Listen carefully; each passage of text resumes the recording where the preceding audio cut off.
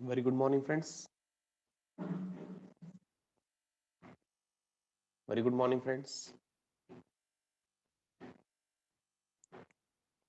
In last few lectures, we covered modern approach, which categorizes between assets, liabilities, capital, incomes, and expenses, or expenses and incomes. Okay, we saw examples of that. We saw some of the transactions or how to use modern approach in accounting. How will you debit a particular account? How will you credit a particular account? This chart is most important for that purpose. Okay, asset has debit balance, liability has credit balance, capital credit balance, expenses debit balance, and income credit balance. Okay, काल एक student यांनी काय केलं होतं, sir हे question कसं विचारणार हे विचारलं होतं. म्हणजे जर्नल विचारले नाही समजा. मग काय विचारणार सर, मॉडर्न अप्रोच कसं विचार. तर त्यांनी एक स्पेसिफिक चार्ट विचारतात 11th ला. ओके, त्या चार्टमध्ये तुम्हाला आन्सरिंग करायचं असतं. ट्रान्झॅक्शन ते देतात. Suppose this is your transaction. Harsh commenced और started business with cash 1 lakh. But एक स्पेसिफिक चार्ट सांगा म्हणतात ते, showing analysis of debit and credit by modern approach. मग आपल्याला हेच लिहायचंय इनडायरेक्टली. आहे बघा, आपण जे लिहिलो ना, अकाउंट्स इन्व्हॉल्ड, कॅटेगरी, डेबिट और क्रेडिट, असंच लिहायचंय, बट थोडंसं प्रेझेंटेशन डिफरंट आहे. ते एकदा बघायचं का हो? Then we will move on to accounting equation. But एकदा मी प्रेझेंटेशन सांगतो. काय होईल, तुमच्या पेपरमध्ये येईल ते. ओके, तुमचं जे पण एक्झाम आता होणार आहे ना, हे येणार आहे त्याच्यामध्ये. ओके, सो प्रेझेंटेशन बघा, स्क्रीनवर दिसतंय का? हे तुमच्या बुक मधलंच आहे, जे पुणे बोर्डाचं जे बुक आहे त्या बुक मधलंच आहे.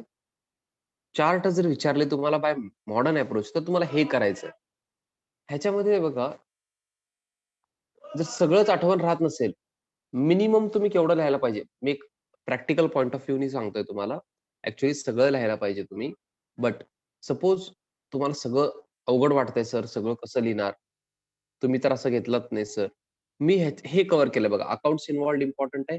Categories means asset, liability, capital वगैरे बघा इथं. Sanjay commenced business with cash आहे. मग आपण काय घेतो, cash account and capital account. That means accounts involved. Categories asset, capital. Rules काय अप्लाय केलो आपण, इन्क्रीज इन ॲसेट झालं म्हणून कॅश अकाउंटला debit, account to be debited, account to be credited. Same तसंच करतोय, फक्त इथं डेबिट क्रेडिट लिहायचं नाही, कॉलमच करायचं, account to be debited, account to be credited.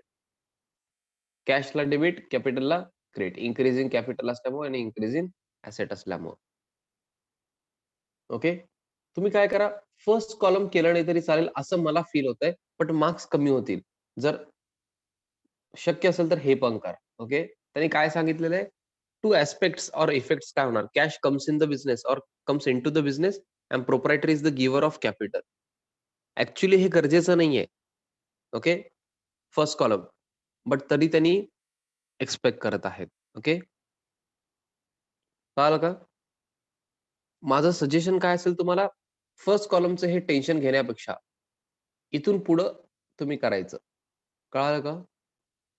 कारण सगळं तुम्हाला इझिली येऊन जाईल ते. काय डिफरंट नाहीये ते. Are you getting me? कळालं का हो?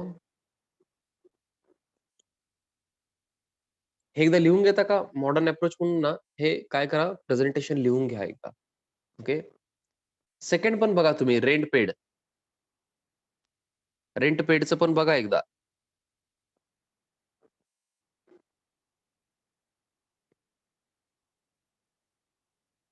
कोणाला टायटल पाहिजे असेल तर हे घ्या.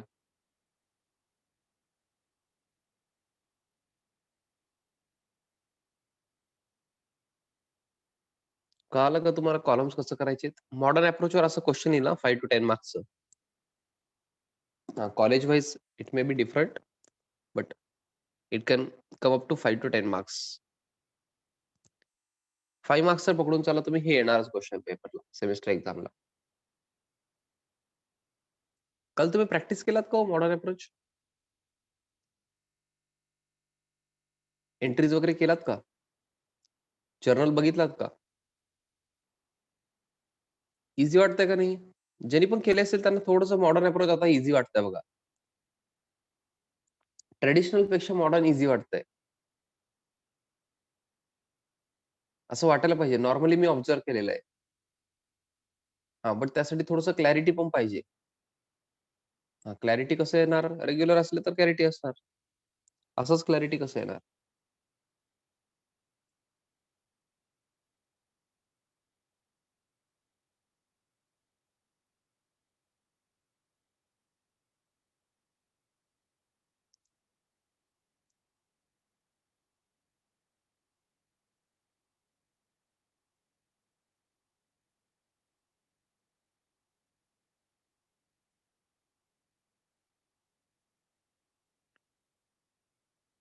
येस. लिहिलात का हो प्रेझेंटेशन? अकाउंट्स इन्व्हॉल्व्ड पासून तर मिनिमम लिहायलाच पाहिजे हा तुम्ही. Accounts involved, categories, rules applied, account to be debited, account to be credited. Okay. Rules applied मध्ये काय राहायचं? Increase in asset, decrease in asset, increase in liability, decrease in liability.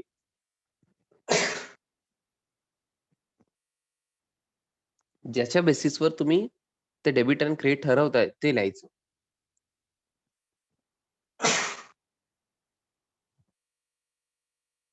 Have you understood?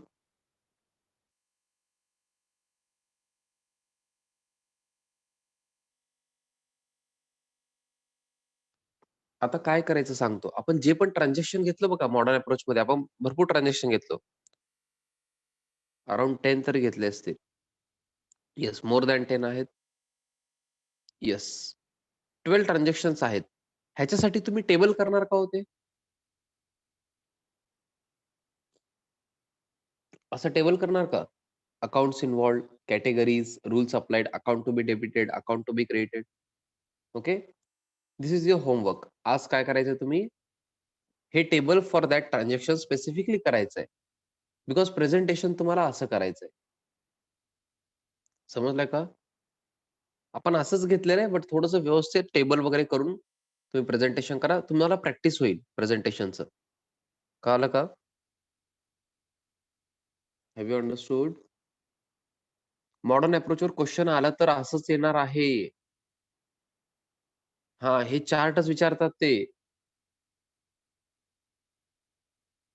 Okay? Yes.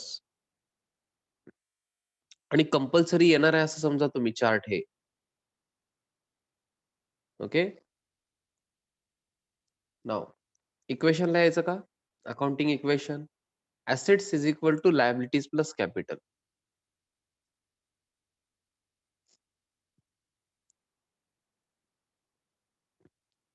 Assets is equal to liabilities plus capital. ऐका ना, मी जर असं लिहिलं तर correct आहे का सांगा? कॅपिटल इज इक्वल टू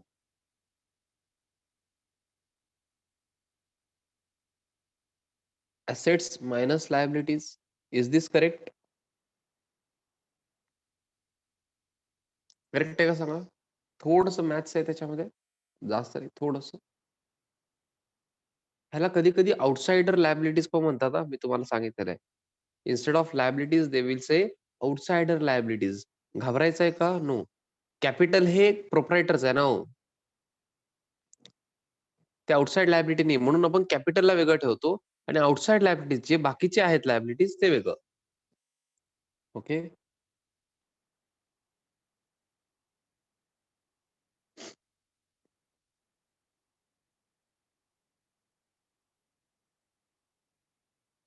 हे पण इक्वेशन लिहून घेता तुम्ही? Capital is equal to assets minus liabilities.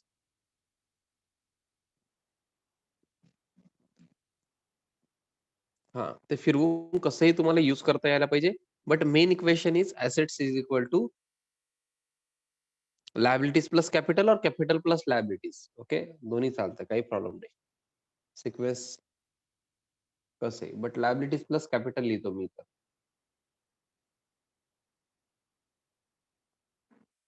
लिहिलात equation?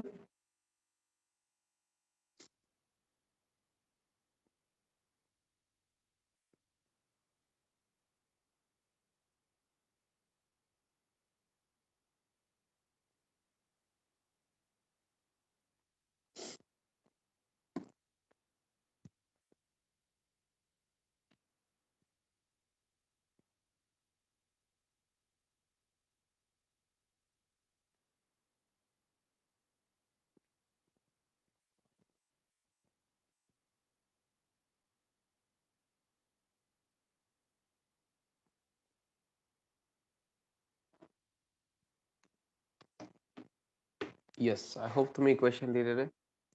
थोडंसं रिवाइज करायचं का हो आपण काल काय केलं? Rohit started business with cash ₹50,000 होतं.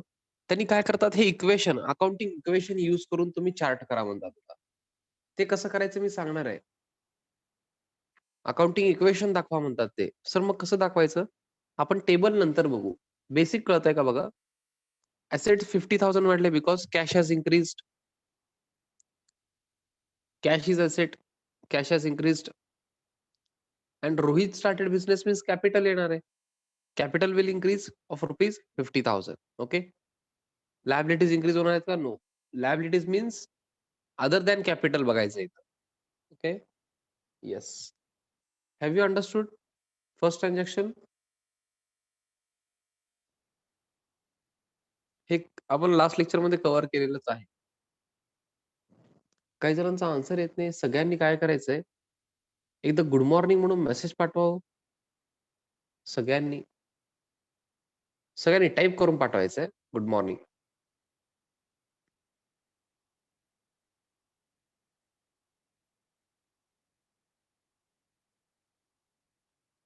आहेत का क्लासमध्ये?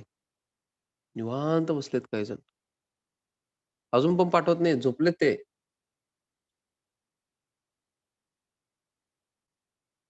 रितिका पाठवलात का तुम्ही? गोपाल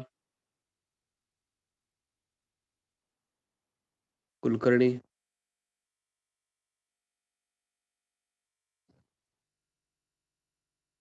आय थिंक कुलकर्णी पाठवलेत. ओके.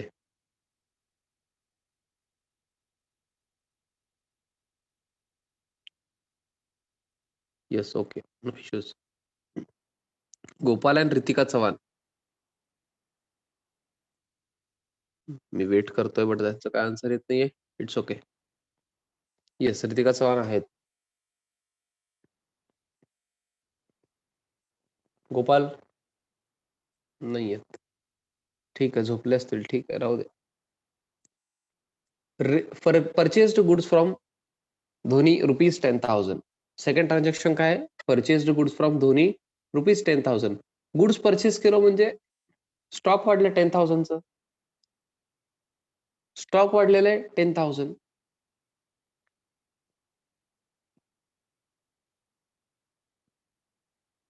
अँड धोनी यांच्याकडून परचेस केलो. This is payable to Dhoni. Okay. Liabilities पण इन्क्रीज होणार 10,000. I hope you are getting me. Sir मग हे 50,000 हां, हे कंटिन्यू राहणार ना वरचं. ओके. काय करायचंय कळतंय का? ट्रान्झॅक्शनचा इफेक्ट ॲसेट, लायबिलिटी आणि कॅपिटलवर चेक करायचंय. In case of accounting equation. Sir हे पण क्वेशन येतंय का? Yes, definitely. Why not? येणार आहे हे पण क्वेशन.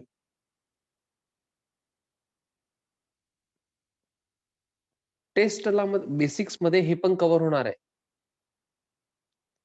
एव्हरी ट्रान्झॅक्शनमध्ये ॲसेट इन्क्रीज होत नाही कुणाल. मी कालच क्लिअर केलेलं आहे ते. आज कळून जाईल तुम्हाला. थोडंसं पेशन्स ठेवा कुणाल.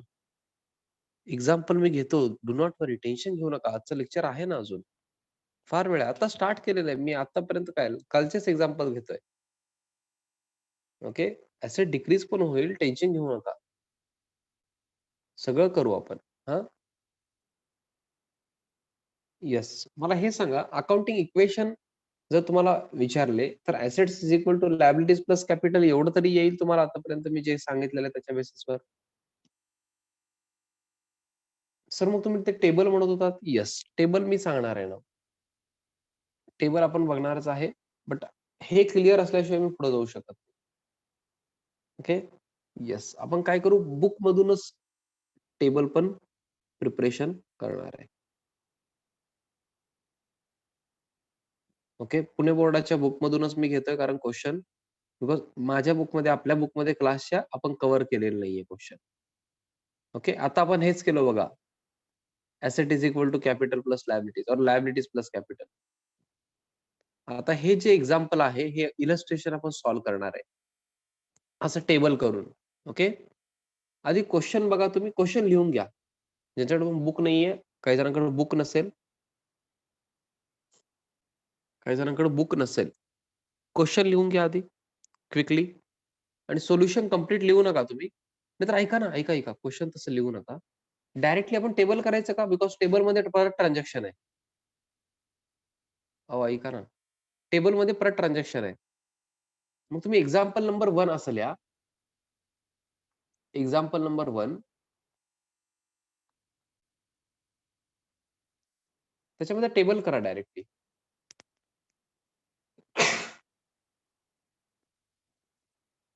क्वेशन लिहू नका स्पेसिफिकली. हां, इथं जागा सोडा. हे ॲसेट्स वगैरे हे लिहायचं नाही आहे तुम्हाला. म्हणजे कॉलम करायचं फक्त. हे बाकी काय लिहू नका. हे मी घेणार आहे. तुम्हाला फक्त काय करायचं ट्रान्झॅक्शन लिहायचंय. हां, एक ट्रान्झॅक्शन लिहून थांबा तुम्ही. पुढची लिहू नका. ऐका. टेबल करा तुम्ही. ट्रान्झॅक्शन स्पेस जास्त पाहिजे. अदरवाईज काय करा, सर आम्हाला स्पेस कमी पडत आहे. 2 पेज यूज करा.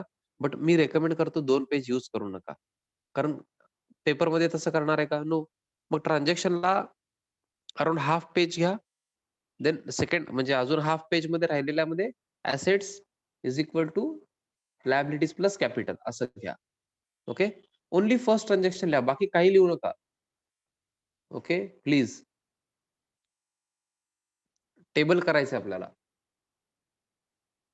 फार ईझी आहे आणि हे 5 मार्क्स तुमचे फिक्स होतील. 5 मार्क्सला येतंयच हे सेमेस्टर एक्झामला.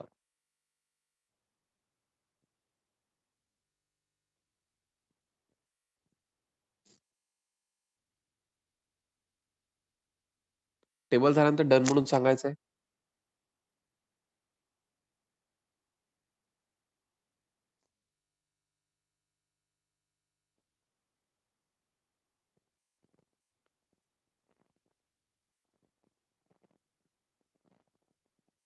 अनिकेत फाउंडेशन तुम्ही काय म्हणलात कळालं नाही.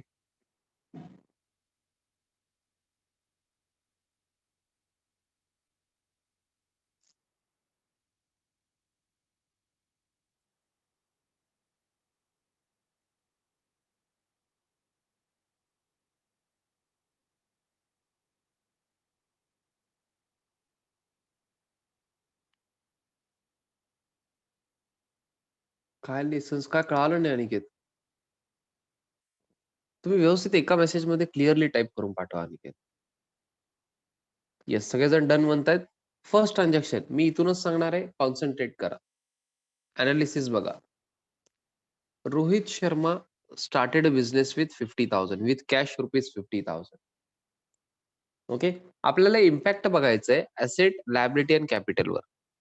हे लक्षात ठेवा. अकाउंटिंग इक्वेशन मध्ये ऍसेट, लायबिलिटी आणि कॅपिटल एवढंच येणार आहे.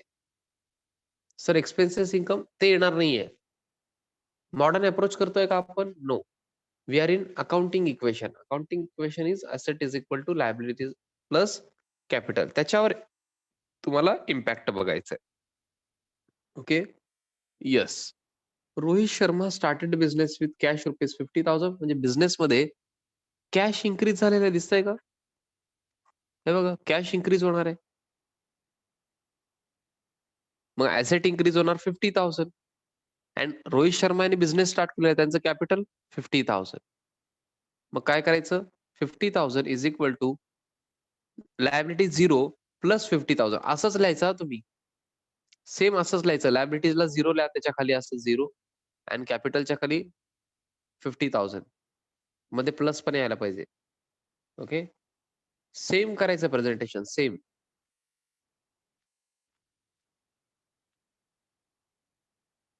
ओके. असंच अंडरलाईन करा.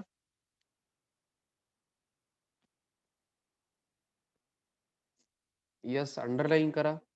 अंडरलाईन करून परत एकदा लिहा तेच.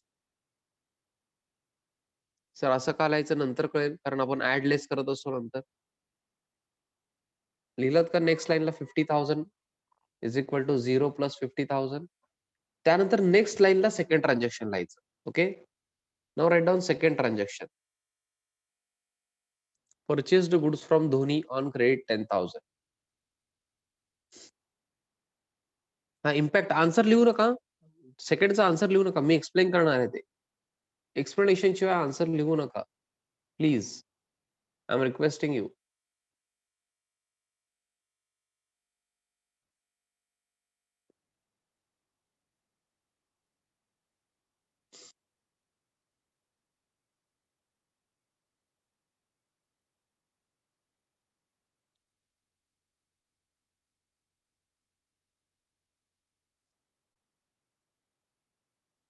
लिहिलं ट्रान्झॅक्शन.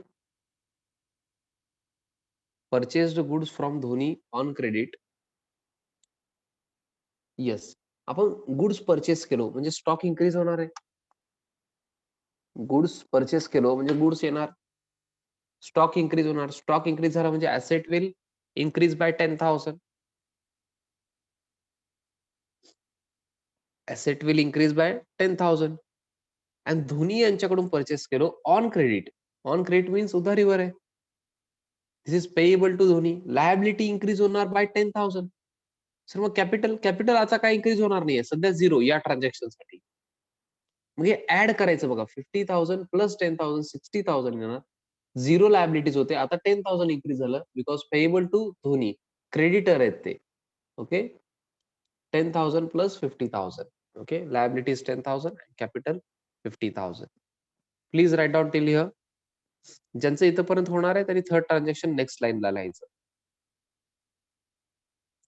हे झाल्यानंतर मला सगळ्यांनी मेसेज चॅटबॉक्स मध्ये सांगायचंय, हे टफ वाटतंय का इझी वाटतंय?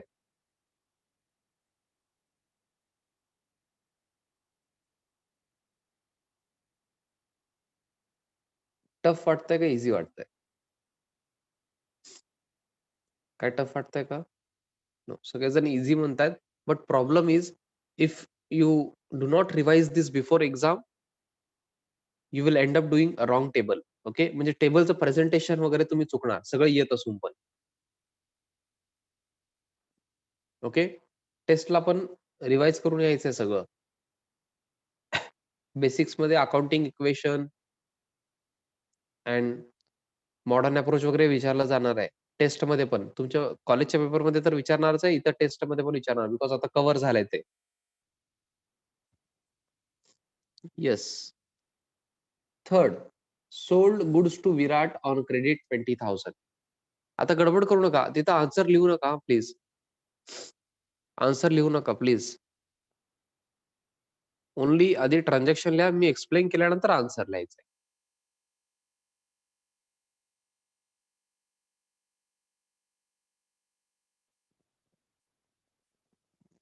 ह्याच्यामध्ये एक्सप्लेनेशनच इम्पॉर्टंट आहे, प्रेझेंटेशन पेक्षा. बिकॉज प्रेझेंटेशन तुम्ही करू शकता, तेवढं टफ नाही आहे सच. एकदा तुम्हाला कळालं की, बट कुठं ऍड करायचं, काय लेस करायचं, कुठं लेस करायचं कळायला पाहिजे. Sold goods to Virat on credit ₹20,000. मला सांगा, गुड्स सेल केल्यानंतर स्टॉक कमी झालाय का नाही हो? I need your answers. तुम्ही लिहू नका आता, मी एक्सप्लेनेशन करताना आन्सर लिहायचं नाहीये. Can you please tell me, if we sold goods to Virat on credit ₹20,000, our stock has decrease. Stock कमी झालाय ना. स्टॉक हे ऍसेट आहे आपलं, गुड्सचं जे स्टॉक आहे ते आपलं ऍसेट आहे, ते कमी होणार ना, तेच सेल करणार मी. करेक्ट आहे का? मग ते स्टॉक लेस होणार ऍसेट मधून 20,000. बट मला सांगा, ऑन क्रेडिट सेल केलो विराट यांना, मग कॅश तर मिळालेलं नाहीये. बट डेटर्स आहेत ना, रिसिवेबल्स आहेत. हे रिसिवेबल आहे ना, रिसिवेबल फ्रॉम विराट, त्यांना आपण काय म्हणतो, डेटर्स. मग डेटर्स इन्क्रीज होणार, रिसिवेबल्स इन्क्रीज होणार, म्हणजे ऍसेट इन्क्रीज होणार ना. प्लस 20,000 ऍसेटलाच. सर मग लायबिलिटी आणि कॅपिटलवर काही इम्पॅक्ट नाहीये. Zero zero. लेस 20,000 स्टॉक कमी झालेला आहे, ऍड 20,000 डेटर्स आहेत, रिसिवेबल्स आहेत. Are you getting me? असं कधीच सांगितलेलं नाहीये मी की लायबिलिटीज आणि कॅपिटलला इफेक्ट जायलाच पाहिजे, असं काही नाहीये. असं जर तुम्हाला कोण सांगितलं असेल तर ते रॉंग आहे. हे कळालं का तुम्हाला आता? बिकॉज बघा, फक्त ऍसेट साइडला चेंज झालाय.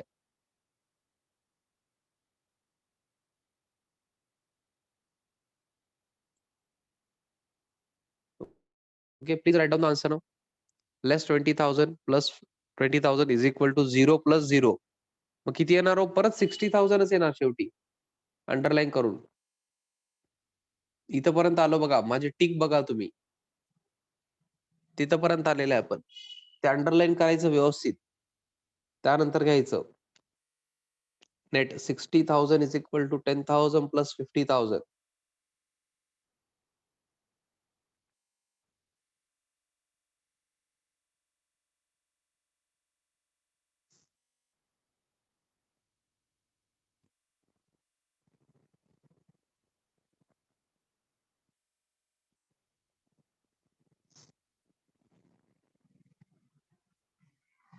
लिहिलात का हो? नेक्स्ट ट्रान्झॅक्शन लिहायचंय. Fourth, received dividend ₹500.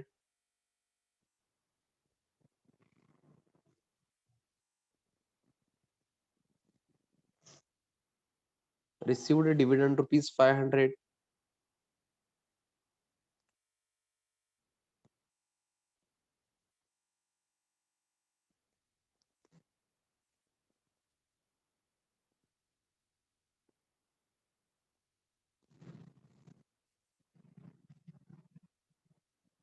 लिहिलात का?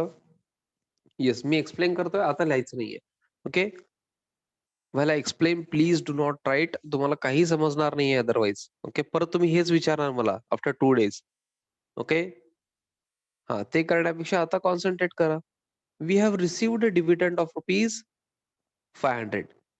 डिव्हिडंड मीन्स इन्कम समजा तुम्ही. ओके. डिव्हिडंड ऍक्च्युअली शेअर्सवर मिळतंय.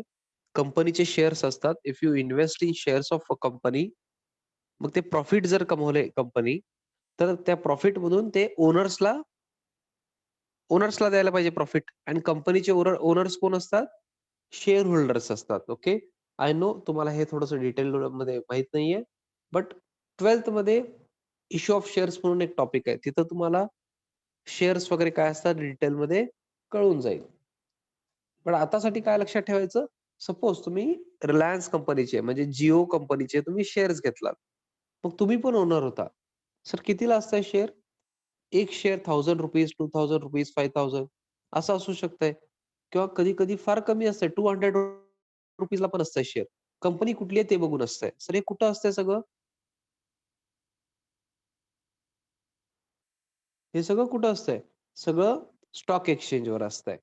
ओके. तुम्ही ऐकलेलं असेल स्टॉक एक्सचेंज असं बोलताना. IRFCचं बोलतायत एक जण ₹25. येस, परवाच IPO झालेलं आहे त्याचं. IRFCचं. मग ज्यांना हे काय माहीत नाहीये त्यांना थोडंसं काय वाटेल, "सर तुम्ही काय बोलताय?" मग तुम्ही काय लक्षात ठेवायचं, कंपनीचे जे ओनर्स असतात, येस शेअर मार्केटमध्ये असतंय सगळं हे. शेअर मार्केटमध्ये शेअर्स तुम्ही जर इन्व्हेस्ट केलात, शेअर मार्केट्समधून शेअर्स घेतलात, इन्व्हेस्टमेंट केलात, तर ते जे कंपनीचे शेअर्स तुम्ही घेतलात त्यांनी प्रॉफिट कमवणार. सर लॉस झालं तर? ते वेगळं. बट सपोज प्रॉफिट कमवले त्यांनी, मग प्रॉफिट ओनर्सला द्यायला पाहिजे. ओनर्स कोण असतात? Share holders. म्हणजे तुम्ही पण ओनर आहे त्या कंपनीचं. ओके. तुमचं शेअर कमी असेल, बट तुम्ही ओनर आहे. तुम्हाला मग ते काय देतात? डिव्हिडंड देतात. मग तसंच काय झालेलं आहे, इथं ₹500 डिव्हिडंड मिळालेलं आहे. हे आपल्यासाठी इन्कम आहे. हे कळालं का तुम्हाला? हां, सर हे तर कळालं. मग कॅश मिळालेलं आहे, ॲसेट इन्क्रीज होणार प्लस 500 ॲसेट. ओके. मला सांगा, 500 कॅश मिळालं, ॲसेट इन्क्रीज केलं. अजून सेकंड इम्पॅक्ट काय होतंय? डिव्हिडंड हे इन्कम आहे. माझं इन्कम इन्क्रीज होतंय 500 नी. मग ते इन्कम कोणाला मिळायला पाहिजे हो? हे इन्कम ॲट द एंड कोणाला मिळायला पाहिजे? प्रोप्रायटरला. प्रोप्रायटरला मिळायला पाहिजे ना इन्कम. मग आपण काय करतो? इन्कम इन्क्रीज करण्याऐवजी कॅपिटल इन्क्रीज करतो. कारण शेवटी त्यांनाच मिळणार आहे. सर मग एक्सपेन्स असेल तर कॅपिटलमधूनच कमी करतो आपण. कळालं का मला काय म्हणायचंय? इथे इन्कम आणि एक्सपेन्स नाहीये. मग त्याचा नेट इम्पॅक्ट कुठं होत असतंय? कॅपिटलला. कारण प्रॉफिट झाला तर कॅपिटलला देणार. लॉस झाला तर आपण कॅपिटलमधून रिकव्हर करतो. मग आपल्याला काय करायचंय? डिव्हिडंड मिळालं, कॅश मिळालं, ॲसेट इन्क्रीज झालं, प्लस 500 ॲसेटला. आता हे 500 कोणाला द्यायचं आपण? शेवटी प्रोप्रायटरलाच द्यायचं आहे ना. मग कॅपिटल इन्क्रीज करायचं बाय 500. ओके. एक्सपेन्समध्ये काय होणार ते तुम्हाला नेक्स्ट ट्रान्झॅक्शनमध्ये कळेल. बट आता इन्कम आहे. इन्कममुळं कॅपिटल वाढणार आहे. ओके. प्लस 500 कॅपिटलला. ओके. लायबिलिटी वगैरे काय इन्क्रीज होत आहे का? नो. मग ते झिरोच घ्यायचं. प्लस 500 इज इक्वल टू लायबिलिटीजला 0 and then plus 500 to capital. असं टोटल करून घ्या हो चला. 4th पण झालेलं आहे. 5th ट्रान्झॅक्शन लिहा ते झाल्यानंतर.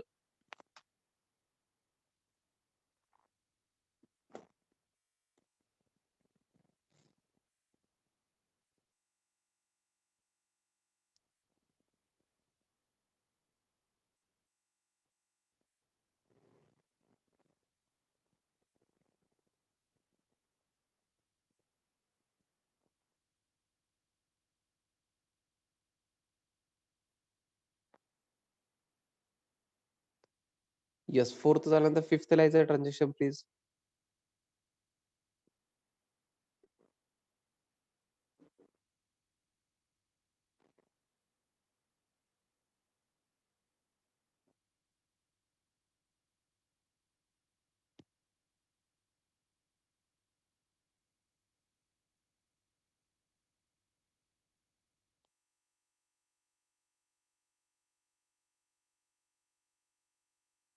येस.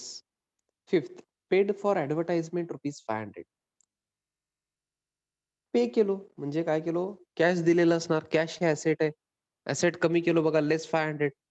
कुणाल तुम्हाला आन्सर मिळालं का? ॲसेट कमी होईल हे, कमी होऊ शकते हे कळालं का हो? ॲडव्हर्टाइजमेंटसाठी पे केलो. कॅश पे केलो. दॅट मीन्स ॲसेट डिक्रीज्ड लेस 500.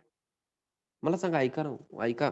ऐका हो, काय लिहिताय तुम्ही? ते बघून लिहू नका. टकाटक कॉपी करतायत बघा आन्सर.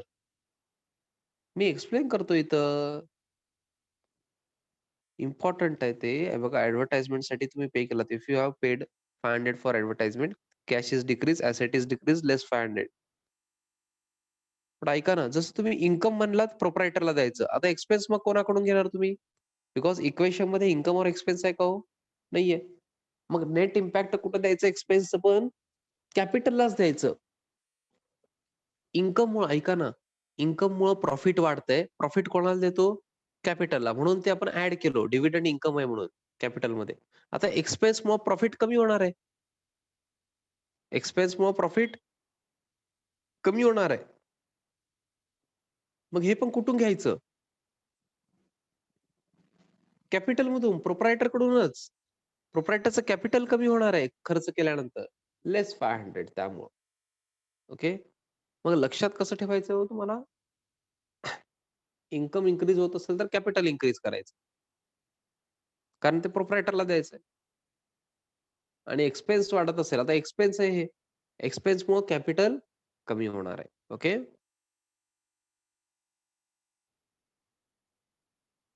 येस. ह्याच्यामध्ये हेच इम्पोर्टंट आहे. बिकॉज इथे इन्कम आणि एक्सपेन्स नसतंच ना. सर मग काय करायचं? असं वाटतंय.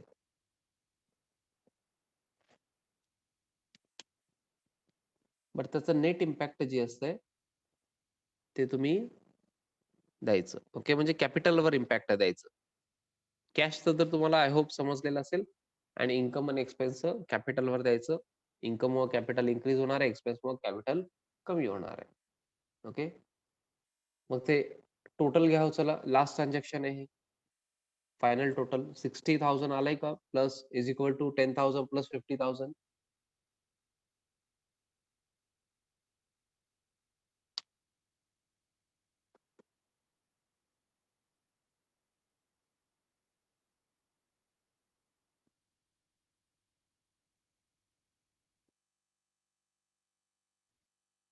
येस झालंय का हो? Have you completed? As a homework करणार का तुम्ही हे? इलस्ट्रेशन 2 होमवर्क नको आत्ताच करा, वेळ आहे. ओके. आत्ताच करायचंय. Problem number 2. इलस्ट्रेशन 2 आत्ताच करायचं. टेबलच करा. क्वेश्चन लिहून घेऊ नका स्पेसिफिकली. टेबल करा. टेबलमध्ये ट्रान्झॅक्शन लिहायचं. Asset is equal to liabilities plus capital. Start करा. प्लीज.